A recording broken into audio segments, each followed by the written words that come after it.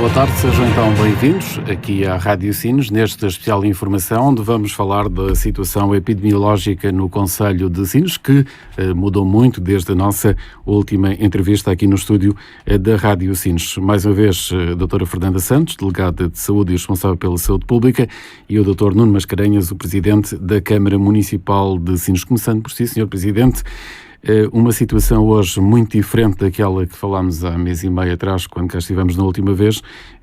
Qual é a situação neste momento no concelho de Sines? Bom, em primeiro lugar, boa tarde a todos os ouvintes da Rádio Sines. Cumprimento muito especial à doutora Fernanda Santos, ao Joaquim e ao Filipe.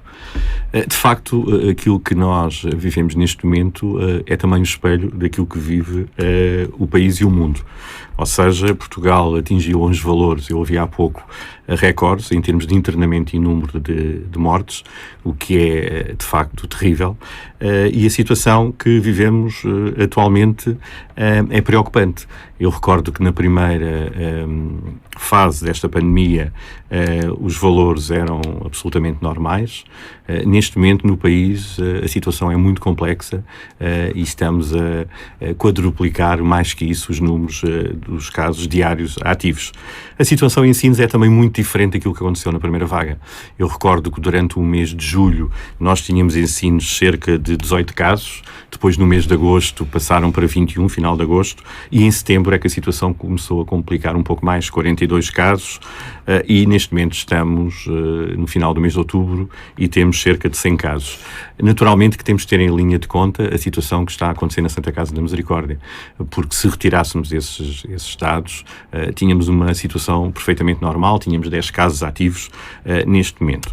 A situação na Santa Casa, de facto, é uma situação preocupante, apesar de todas as medidas que foram tomadas nos meses que antecederam este problema que hoje temos, nomeadamente os planos de contingência, as limitações de visitas, o regular desinfecção dos espaços, o enorme esforço que todos os funcionários e colaboradores daquela instituição fizeram ao longo destes meses, de facto, não foi suficiente, porque é uma situação imprevisível.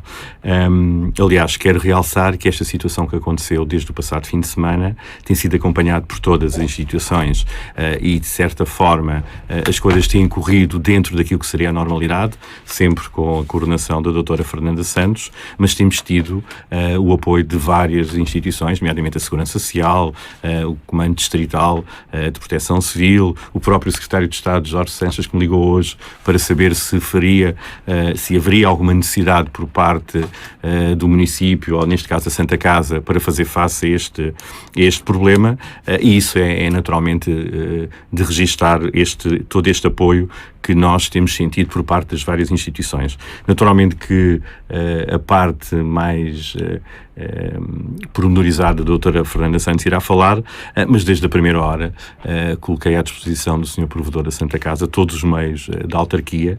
Aliás, já disponibilizámos máscaras, fatos, os nossos equipamentos de desinfecção estão à disposição. Aliás, a Câmara fez um investimento de vários equipamentos, uns que utilizam ozono, outros que utilizam produtos químicos que estão adaptados a este tipo de problema, e também assumimos uma série de outros custos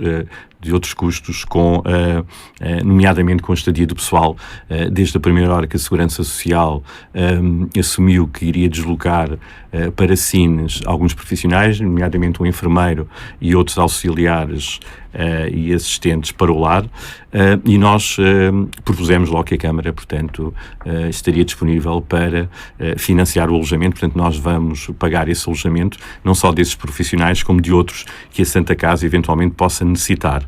Para além disso, vamos assumir na próxima reunião de Câmara o aumento do apoio financeiro à Santa Casa. Portanto, isto é uma situação extraordinária. Aliás, já o tínhamos feito este ano com a duplicação da verba, mas perante esta situação extraordinária, vamos seguramente apoiar, uma vez que a Santa Casa neste momento está a incorrer em custos acrescidos que não previa. Portanto, para nós há uma total disponibilidade, porque a Santa Casa seguramente está a viver um dos momentos mais difíceis da sua história, e naturalmente que a Câmara Municipal tem que dar todo o apoio que tiver ao seu alcance. Estes profissionais que vêm são a brigada de intervenção que o Governo criou, portanto, para estas situações, e são profissionais de várias áreas, portanto, que vêm substituir aqueles funcionários que estão estão em casa, a cumprir a quarentena. Exatamente. Portanto, na reunião, nós já fizemos várias reuniões durante estes dias, onde estão todas as entidades representadas. A Segurança Social garantiu um enfermeiro e 5 auxiliares para apoio, de certa forma, para substituir as pessoas que estão em quarentena. Essas pessoas já estão alojadas, portanto, num equipamento que a Câmara contratualizou e vão possivelmente existir mais necessidades. A própria Santa Casa assumiu que existiriam outras necessidades e vai contratualizar com uma empresa especializada, portanto, a contratação de recursos humanos para substituir aqueles que estão em casa. Aí a Câmara também irá apoiar, mas são meios absolutamente essenciais para fazer face a este problema que temos, que é um problema grave e que naturalmente nos preocupa a todos. Obrigado, já voltamos a falar.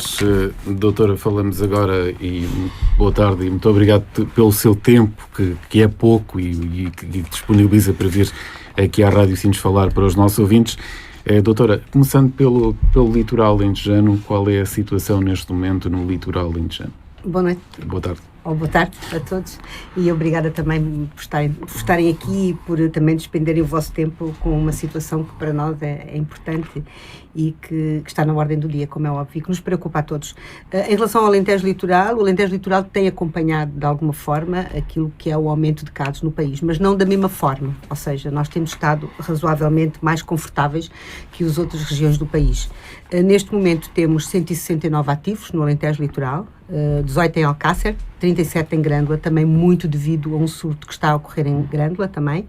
Santiago de Cacém, 15 casos, em Odmira 38 e em Sines neste momento temos 61. Como disse o Presidente, se não fosse o surto que temos neste momento na Santa Casa, que é público e do qual nós fizemos um comunicado conjunto, teríamos 10 casos neste momento, o que seria para nós uma situação muito confortável. Então temos, destes 61, temos 10 na Santa Casa, 10 de pessoas que não são da Santa Casa. Temos na Santa Casa 51 casos, 40 em residentes e 11 em profissionais, sendo que infelizmente tivemos 2 óbitos e muito lamentamos, e temos 2 pessoas neste momento internadas no HLA numa situação estável.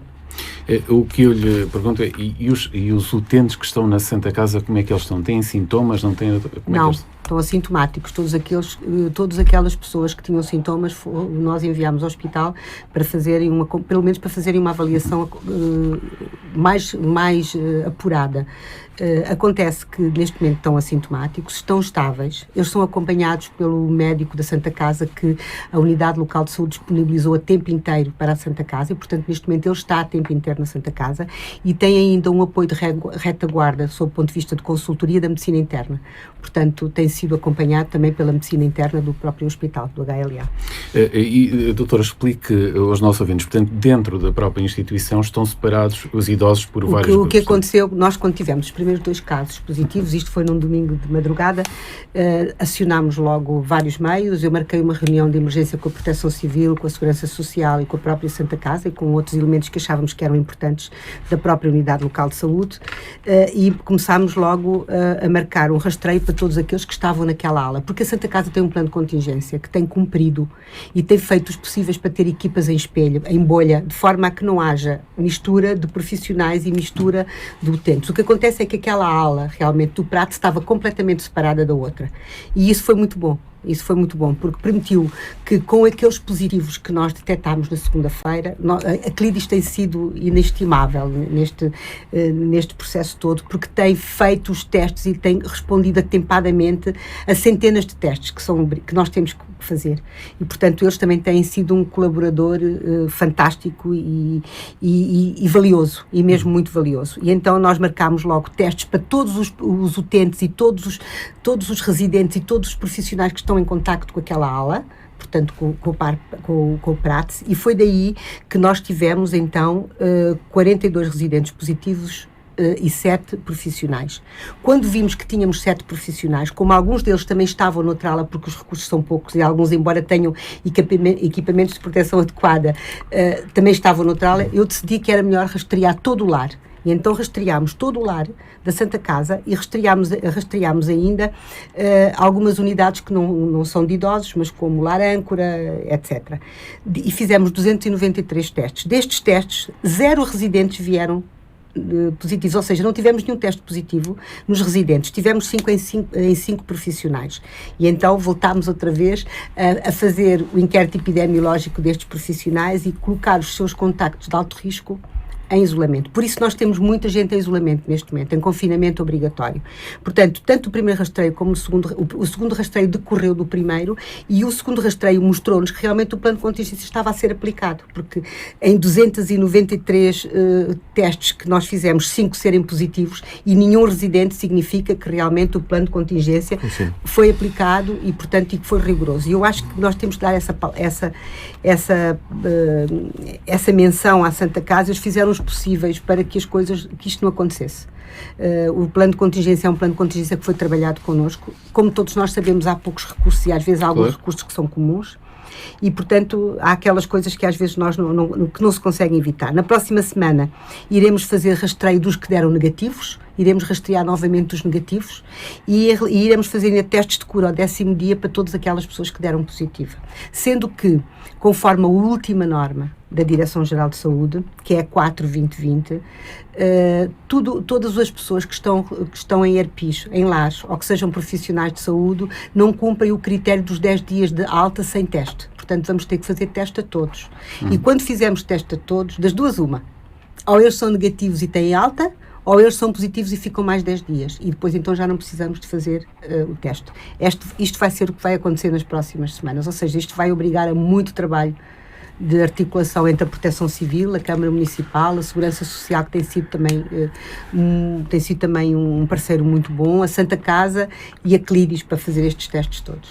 Doutor, e esta equipa de intervenção rápida que aqui falamos vem dar aqui uma grande ajuda, não é? Substituindo os profissionais que estão infectados. O que não era possível eles darem ajuda também se não houvesse apoio da Câmara Municipal sob o ponto de vista de dar o alojamento e a própria Santa Casa dar a alimentação, porque isto obriga a uma logística complicada, como se sabe, não é? Mas acho que sim, acho que eles têm feito os possíveis para que consigamos suprir as necessidades de recursos humanos. Não sabemos se vamos conseguir todos aqueles que queremos. Os próprios profissionais da Santa Casa estão a trabalhar em grande esforço. Eu dava a minha palavra de apreço também por isso, porque os profissionais da Santa Casa estão todos em grande esforço a trabalhar também. E, portanto, vamos ver se isto corre bem. E esta é uma situação, doutora, que não existe só em Sines, existe em Vila Viçosa, existe um pouco no todo país o país inteiro. Portanto, é a primeira vez que nós temos no Alentejo Litoral, só temos surtos em 2 lares, um em Grândola, de menores dimensões, e um aqui, em Sines. E é a primeira vez que isto acontece, foi nos últimos 15 dias. Claro que não era nada que nós já não tivéssemos à espera, porque é óbvio que nós temos pessoas a entrar e a sair do lar, apesar de todos os cuidados. Algumas dessas pessoas são assintomáticas e, portanto, é difícil depois perceber se estão infectadas, se não estão infectadas. Doutora, e para a sociedade, o que é que pode vir da Santa Casa? As pessoas têm relações cá fora, né? Têm famílias... Por isso nós temos muita gente de alto risco neste momento em vigilância. Temos feito dezenas de testes, temos algumas crianças que estão nas escolas também e que fizeram teste ontem e hoje, e portanto eu vou avaliar durante o fim de semana. Vai ser um fim de semana longo, mais um. Vou avaliar durante o fim de semana com a equipa. Felizmente temos uma equipa da Unidade de Saúde Pública, do Centro de Saúde de Sines e da ULSLA. Todos os colegas têm trabalhado afincadamente e em grande colaboração, e se não fosse isso também era muito difícil. Temos equipas, eu já tinha dito isto e volto a referir, nós temos equipas a funcionar 24 horas por dia e que já não têm férias nem fins de semana há muitos meses, e portanto vamos avaliar isto tudo no fim de semana também e vamos ver o que é que vai acontecer também com as escolas na próxima semana, em função do resultado destes. Mas hoje também estão com mais experiência, não é, doutor? Hoje também encaram esta situação de uma forma diferente do que o faziam em abril, não é? Sabe, Bernardo, quando as coisas são desconhecidas, não é? Quando o inimigo é desconhecido, nós não sabemos como lidar. Vamos aprendendo ao longo do tempo como lidar com esta situação, e não só. Nós temos que perceber que isto não vai acabar agora, e portanto também temos que ter tranquilidade, temos que ter calma para poder pensar e poder decidir e não entrar em pânico. A coisa pior que poderíamos fazer agora era entrar em pânico com isto. Portanto, temos que ser calmos, tranquilos, temos que perceber que isto vai acontecer. E eu volto a passar aqui uma informação e uma mensagem que eu acho importante, que é: Nós vamos infectar muitos, seguramente que vamos, seguramente. Mas temos que nos infectar devagar. Nós temos que ter cuidado para que os serviços de saúde respondam. Porque pode chegar um dia, in extremis, é óbvio, em que as pessoas cheguem às unidades de cuidados intensivos e não haja camas de cuidados intensivos. Ou que não haja camas para as pessoas serem socorridas como deve ser. Ou que haja outras pessoas que não tenham Covid e que tenham que ficar para trás. Ou que haja outras pessoas sem Covid e que passem à frente. Temos que perceber que nós temos que ter cuidado. Temos que ter cuidado. Não é entrar em pânico, não é ter um discurso alarmista. É tão simples como isto. Vamos proteger, vamos manter a distância, vamos usar a máscara sempre que estivermos perto de outras pessoas e tenhamos a certeza que neste momento o que está a acontecer é que a maior parte dos contágios se fazem em seio familiar e seio de amigos e não nas empresas como inicialmente se fazia, que era no trabalho. Neste momento é entre os amigos porque nós facilitamos. É entre a família porque nós facilitamos. Portanto, vamos ter cuidado, vamos usar o distanciamento, vamos usar a máscara e vamos ver o que é que vai acontecer. Depende de nós também. Há aqui uma situação também que é o transporte dos próprios doentes. Já a Corporação de Bombeiros tem o quartel fechado também por terem Covid. Portanto, isto está aqui uma ligação entre tudo e que é complicado. E os corpos de bombeiros, os bombeiros são profissionais de saúde também, portanto, têm que estar altamente protegidos. E quando são bombeiros que estão de risco, nós consideramos de alto risco se o contacto com essa pessoa foi sem máscara. Portanto, os bombeiros têm que se proteger, mas as pessoas também, quando chamam os bombeiros por alguma razão, também devem usar a máscara e devem usar todas as medidas de proteção para se proteger a eles e aos outros. Sr. Presidente, em termos de, já voltamos a falar com a doutora, para ela descansar um pouco, medidas tomadas também pela Câmara Municipal, voltou aqui a dar algumas isenções, portanto a Câmara tem de trabalhar também nisso, em termos de não só da população, a distribuição de máscaras, mas também ao próprio comércio e às próprias empresas. Sim, é verdade, mas antes de passar a esse ponto, gostava de dizer o seguinte: eu por acaso ontem tive a informação, a doutora Fernanda Santos já falou nisso, que só no distrito de Setúbal existem 23 surtos em lares. Ou seja, apesar de no Alentejo Litoral termos poucos, a situação é preocupante mesmo no distrito de Setúbal, para não falar em todo o Alentejo e no país. Aliás, há situações muito graves que estão a acontecer no Alentejo e seguramente situações muito complexas que dificilmente conseguem ser resolvidas sem a existência de óbitos. De facto, nós temos a alimentar duas situações dessas em Sines.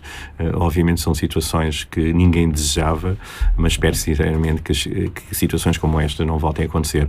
Mas também estou ciente, tal como a doutora Fernanda Santos, que podemos ter situações ainda mais complexas. Não podemos ser alarmistas, temos que saber lidar com estas situações, temos que ter tranquilidade, mas o pior ainda pode estar para vir. Por isso é muito importante continuar a fazer aquilo que a doutora referiu, ou seja, ter cuidado, usar a máscara, cada vez mais utilizar a máscara, mesmo em espaços públicos e ao ar livre, e ter o distanciamento. Esse distanciamento social é absolutamente essencial para não haver esta transmissão. Eu recordo, por exemplo, que não tenho contacto com os meus pais diretamente há uma série de meses e tenho evitado. E eu acho que as outras pessoas têm que fazer isso.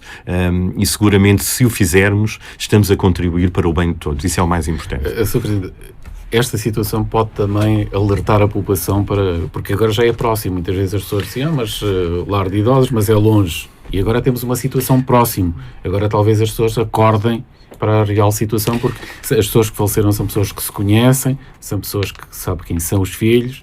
Presidente, agora é mais próximo. O problema é precisamente esse, ou seja, existem pessoas que têm consciência disso e que cumprem as regras, mas há outras que não têm. E essas que não o têm estão a pôr em causa a vida de todos, não apenas deles próprios, dos familiares, como também todos os outros. Portanto, é preciso, de facto, termos aqui a consciência que cada gesto, cada atitude que tenhamos pode contribuir para o bem ou para o mal da sociedade. Por isso é muito importante continuarmos a ter estas atitudes proativas e, acima de tudo, se houver necessidade, denunciar, chamar as autoridades de situações que estão a ocorrer e que não deveriam acontecer. Esse é o alerta que eu deixo e, obviamente, queríamos focar este ponto que é absolutamente essencial.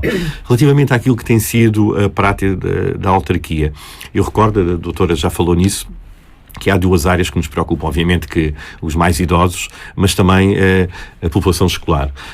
De facto, fizemos no mês de setembro uma reunião da Subcomissão Municipal de Proteção Civil, onde convidámos todos os responsáveis das escolas do concelho e fizemos essa reunião não por fazer, mas para ver aquilo que era possível melhorar em vários aspectos no início do ano letivo. Para além disso, temos tido um acompanhamento constante com as várias escolas, porque ao contrário de muitos outros municípios, nós temos competências nessas áreas e o vereador da Educação, o vereador Fernando Ramos, tem feito um trabalho exemplar nessa área, acompanhamento diário com as escolas, e queremos continuar a fazer esse trabalho porque é absolutamente essencial. Esperemos, sinceramente, não ter nenhumas surpresas nos próximos dias. Tomámos algumas das atividades regulares, portanto, o retorno do horário normal do balcão único, porque sentimos que era também importante dar um sinal à população e não afunilar as horas onde os municípios iam ao atendimento, portanto isso concentrava em determinadas horas, o que não era bom. Felizmente as coisas têm corrido dentro da normalidade e no dia 15 de outubro, em reunião de Câmara, aprovámos uma série de propostas que tendem a ajudar a população, as instituições e também as empresas, nomeadamente a aquisição de máscaras. Comprámos mais de 20 mil máscaras cirúrgicas e mais de 25 mil máscaras comunitárias para serem distribuídas à população. Eu recordo aquilo que já tinha referido há uns tempos atrás, do problema que tivemos com os CTTs, uma vez que nem todas as pessoas no Concelho de Sines receberam as máscaras comunitárias. Portanto, vamos voltar a distribuir, mas com uma nova empresa, portanto, que nos irá assegurar essa distribuição. E também aprovámos nessa mesma reunião a distribuição a todo o comércio local de doseadores de pé de álcool gel.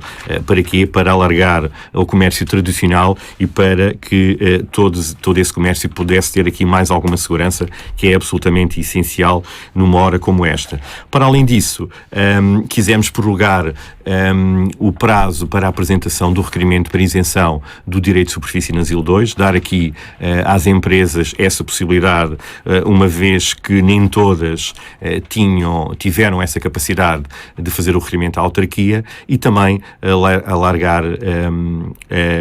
o não pagamento das esplanadas até final do ano. Portanto, é uma situação que se impunha, absolutamente essencial. Há também um conjunto de outras medidas que foram tomadas em conjunto com a Autoridade de Saúde e com outras instituições, que visam também melhorar aquilo que é não apenas o combate a esta pandemia, mas também melhorar noutras áreas absolutamente essenciais, como por exemplo a vacinação da gripe. Nós assinámos um protocolo com uma associação, uma IPSS Dignitude, para que a vacina da gripe pudesse ser administrada numa das farmácias aderentes a este protocolo, e também a Câmara, com a Unidade Local de Saúde do Litoral Alentejano, fizemos uma ação de vacinação. Nós não fizemos a vacinação, mas disponibilizámos os espaços séniores para que essa vacinação fosse feita aos mais idosos. São duas medidas que consideramos também importantes, porque os mais idosos têm, de facto, alguns problemas associados à idade e não só, às doenças que têm, e, naturalmente, tudo aquilo que possamos fazer para melhorar esta vacinação, também, de certa forma, estamos a contribuir para que se possa evitar outro tipo de problemas e também a deslocação ao próprio centro de saúde, que é sempre de evitar.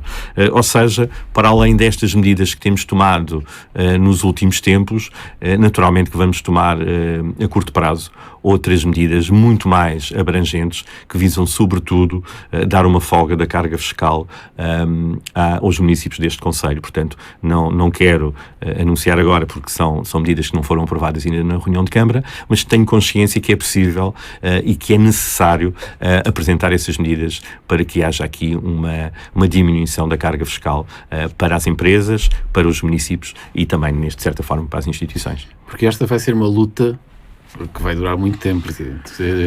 Em março pensámos que 6 meses depois isto estaria resolvido, mas as coisas não são assim. Infelizmente foi aquilo que a doutora já referiu há pouco. Nós temos consciência que vivemos momentos únicos, não sei se únicos é a palavra adequada, mas momentos que nunca esperávamos viver. Nem a doutora certamente, que já passou por muita coisa, como eu próprio, e toda esta sociedade que nós temos agora. Portanto, seguramente que os nossos pais nos falavam e os nossos avós em situações complexas que viveram no passado, com pandemias, com pestes, com muitas outras doenças, mas isto é algo que estamos a viver todos. Estamos a viver nós, os nossos familiares, os nossos filhos, e seguramente isto vai deixar marcas no futuro.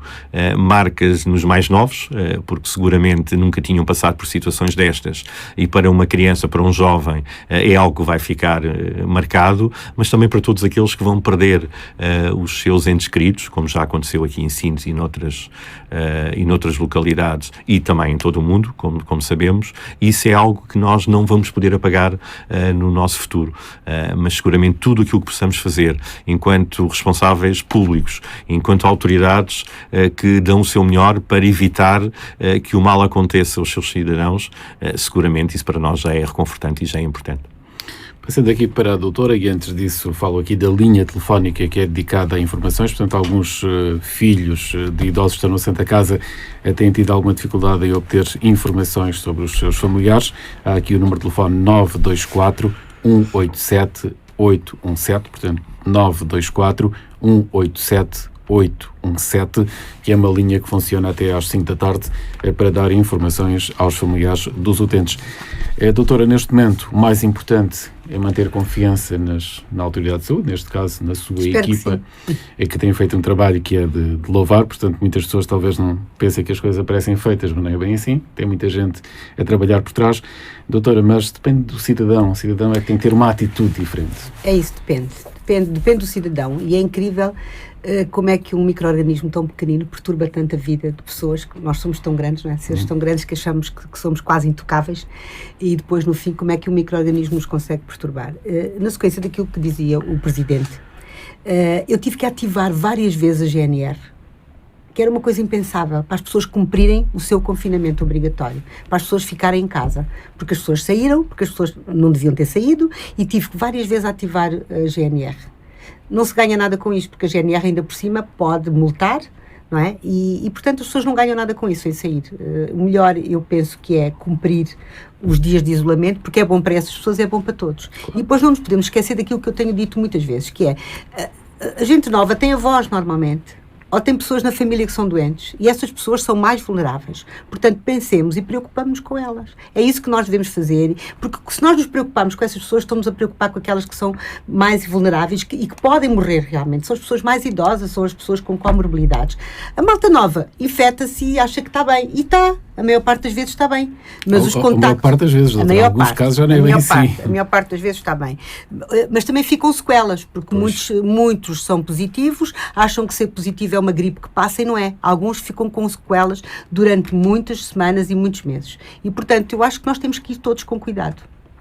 E já agora, só para referir o seguinte...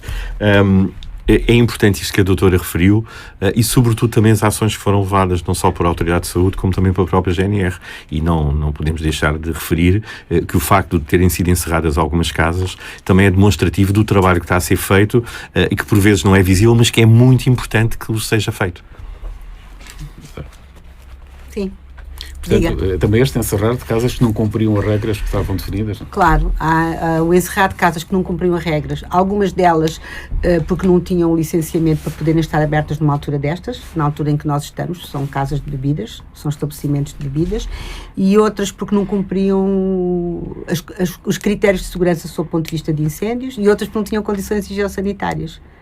Foi por isso que nós encerramos, e foi um trabalho conjunto entre a autarquia, a GNR e a Autoridade de Saúde e as pessoas todas que trabalham na saúde pública. Doutora, voltando aqui à Santa Casa, que é a nossa maior preocupação e a nossa maior dor de cabeça para todos, a situação neste momento está mais ou menos controlada? O que é que pode dizer às pessoas? Pensa que poderá haver mais casos? Eu penso que pode haver mais casos. Mas dentro daquele grupo do Eu penso que pode haver mais casos. Espero que esses mais casos ocorram dentro do grupo de alto risco, portanto, daquelas pessoas que eram contactos dos positivos, e vamos fazer todos os possíveis para que as coisas funcionem bem e que não tenhamos muitos casos, porque a verdade é que nós, tendo agora a certeza que do outro lado, nós não temos casos positivos, temos que à mesma continuar com todas as medidas de proteção. não é? E isso é muito importante, e eu acho que a Santa Casa está empenhada em fazer isso. Nós temos as pessoas todas separadas, e eu queria dizer-vos isto mais uma vez. O esforço que o pessoal da Santa Casa está a fazer para que as coisas corram bem é de louvar, e portanto acho que nós também temos que dar essa palavra. E esse ânimo, porque coitados, eles ficaram todos muito desencorajados e ficou tudo, as pessoas ficaram todas muito desencorajadas, como é óbvio, e custa muito, e principalmente sabendo que são pessoas que tentaram cumprir o máximo, não é? E que as coisas se fizessem como devem ser feitas, e depois apanhar tanto caso positivo em tão pouco tempo. Portanto também temos que dar este reforço e também temos que dar esta palavra de confiança. E um trabalho que não é fácil. Nada fácil.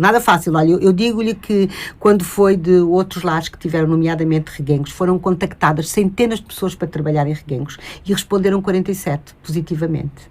Portanto, este trabalho é um trabalho muito difícil, e é muito difícil encontrar pessoas para substituir aquelas que nós neste momento temos em confinamento, sendo que aquelas que estão lá estão a trabalhar mais horas e esforçadamente do que aquilo que supostamente fariam numa altura normal. O criar esta brigada que se desloca de local para local foi uma boa medida, doutora Veiga? Eu penso que sim, a nível nacional, sim, porque a verdade é que é uma equipa centralizada, é uma bolsa centralizada, com experiência, é um trabalho que a Segurança Social, uma bolsa que a Segurança Social tem em articulação com a Cruz Vermelha, e portanto podemos deslocar pessoas de vários sítios que também, ao mesmo tempo, também têm experiência, porque já estiveram noutros sítios e que vêm para aqui. Acho que isto é muito importante. Doutora, em termos de mensagem final, olhando ali para a nossa Câmara 1, é verdade. Deixa aqui um conselho, alerta a população para que cumpra, doutora. O meu alerta é para que as pessoas tenham cuidado nos encontros familiares, nos encontros de amigos. Diminuam o número de contactos nos próximos meses, por favor, enquanto isto não estiver minimamente controlado. Enquanto não tivermos vacina, nós vamos ter casos positivos. Vamos ter sempre casos positivos. Um dia este vírus há de ser endémico, como é o vírus da gripe, por exemplo. Há de ser endémico, mas não é o caso. Portanto, preocupem-se convosco, mas preocupem-se principalmente com os vossos avós, com as pessoas que estão doentes, e preocupem-se que se um dia nós tivermos tanta gente que não consegue, que os serviços de saúde não conseguem responder, podemos correr o risco de chegar a uma unidade de cuidados intensivos e não ter cama. E isto é preocupante para todos. Pode ser o vosso avô ou a vossa avó. Ou ele próprio, ou essa própria pessoa. Senhor Presidente, para me fechar consigo, portanto, está a passar a pior fase desde que a pandemia começou, e esta era um receio que tinha, eu sei disso, né? Que tinha um receio, Presidente, mas agora há que trabalhar para dar a volta à situação, e aqui uma palavra positiva também.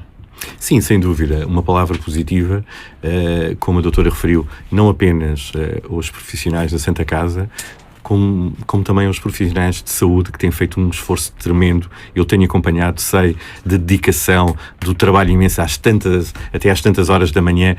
Eu às vezes dizia à doutora, envio-me a qualquer hora. De facto, ela por vezes evita enviar mensagens, mas sei que estão a trabalhar incansavelmente, e também os profissionais da Câmara Municipal. Nós continuamos a ter profissionais incansáveis, a recolher o lixo, a fazer a limpeza, a andar nos transportes para poder garantir os transportes públicos à população. Há todo aqui um trabalho que tem sido feito, que é meritório, e não podemos deixar que um pequeno grupo possa estragar todo o trabalho que tem sido desenvolvido por estes profissionais, que têm sido absolutamente exemplares. Então, Sr. Presidente, deixa aqui para a nossa Câmara também uma mensagem, então, para a população, para que cumpra, seja o Presidente a dizer. É acima de tudo isso, ou seja, cumpram, porque, tal como foi referido, cumprir implica fazer o bem e não ajudar a que o vírus propague, porque de outra forma podemos estar a contribuir para uma situação muito grave que possa vir a acontecer no nosso concelho. Obrigado aos dois pelo vosso tempo, que é muito pouco, e aqui vieram. Dentro de um mês, ou talvez nem tanto, voltamos aqui para fazer um balanço do que tem sido o trabalho nesta questão da Santa Casa da Misericórdia, e também um pouco pelo nosso concelho. Assim fechamos este especial de informação. Voltamos um dia destes. Até lá, a continuação de uma boa tarde. E não esqueça o que disse a doutora aqui ao lado: cuide-se e cuide de todos nós.